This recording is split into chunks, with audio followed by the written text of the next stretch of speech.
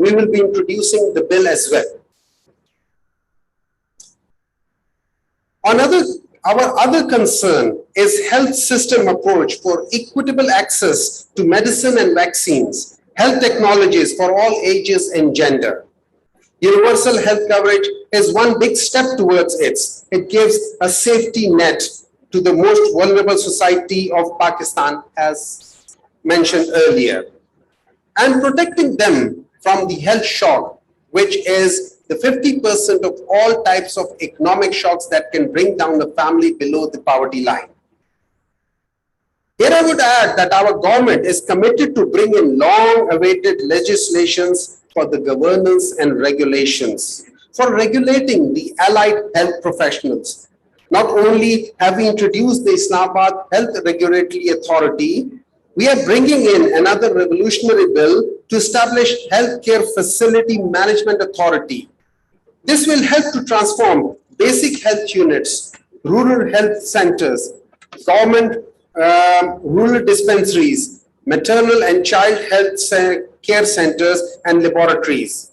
We can't let people play with the lives of patients, and we can't let what has been happening for the years to continue like that. I'm sure in the light of the knowledge shared by subject experts, we would understand better the core health-related issues and also current situation of pandemic faced and fought by Pakistan. The intellectual initiative has gelled in. The leading national and international input in the form of valuable evidence to help us make evidence-based decisions for policy of our national health vision. The COVID-19 pandemic exposed that many Pakistanis lack the access to the digital services that could enable remote delivery of health services, support virtual working environment, and promote learning. And we have to keep this fact in mind for future planning. However, the concept of smart lockdown and micro lockdowns introduced by our Prime Minister was a perfect balance between containing the disease and at the same time not having an impact on the livelihoods of the most vulnerable part of the society. The world has to learn from us how we manage with the mere minimal resources. To conclude, I would emphasize to combine the efforts of government sector, private sector, civil society, academia, and development partners. This will help in a coordinated approach to develop programs and policies to fight the health challenges. I thank you all for your efforts to arrange the event and extend my appreciations to the Health Services Academy. Thank you very much.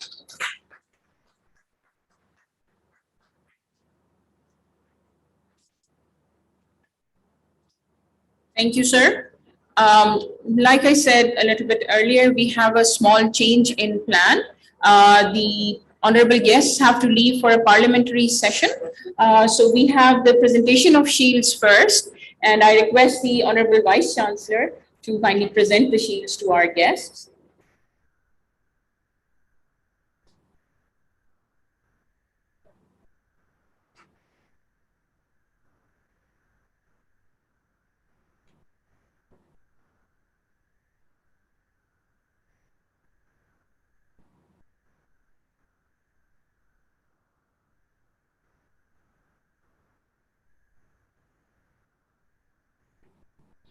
So the first shield, thank you, Madam, for coming, for Dr. Nausheen Hamid. These are the special shields.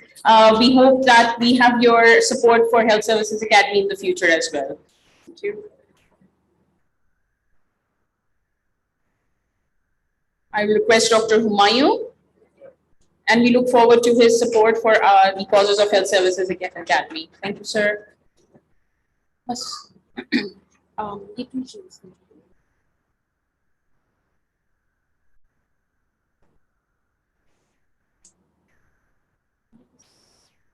And Dr. Shahzad will also receive a shield from Dr. Humayun. Of course, we expect that this will be replaced with a parliamentary shield later on.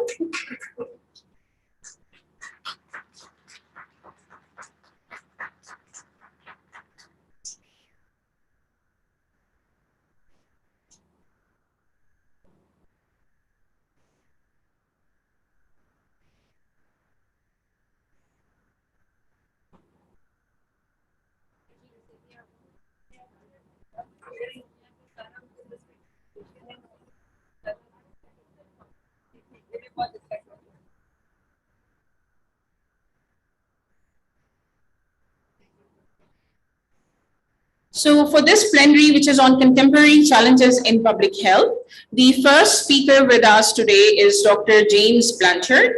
He's the Executive Director of the University of Manitoba's Institute for Global Public Health and holds a Tier 1 Research Chair in Epidemiology and Global Public Health. Dr. James has received a PhD in epidemiology from Johns Hopkins University and has served for several years as Manitoba's provincial epidemiologist and then transitioned to focus primarily on global public health. He will be joining us online from Manitoba, Winnipeg. It is late in the night there for them, so thank you very much, Dr. James, for joining us. So over to Dr. James now. Thank you. Thank you very much. Can you hear me? I hope I'm audible.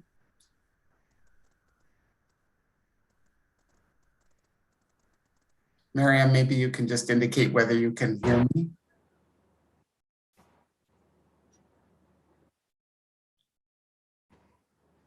Am I audible?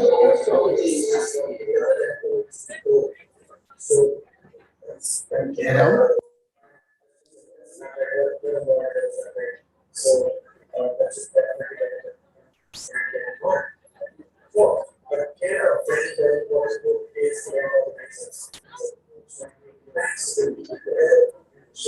Collaborations that can impact communities.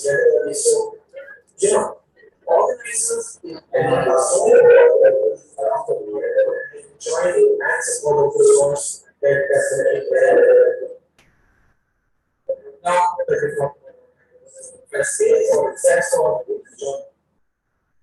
Hello. Greetings.